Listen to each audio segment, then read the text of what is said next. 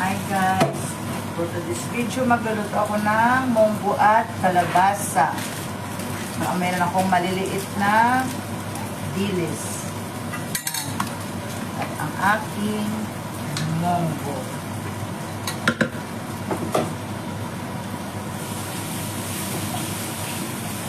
Mag-isa muna tayo guys ng sibuyas at kamatis.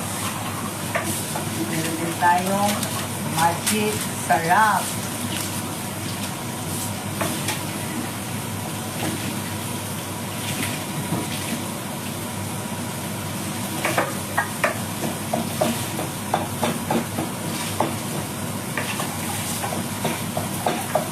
Ayan guys, mitos muna natin yung sibuyas at kamatis.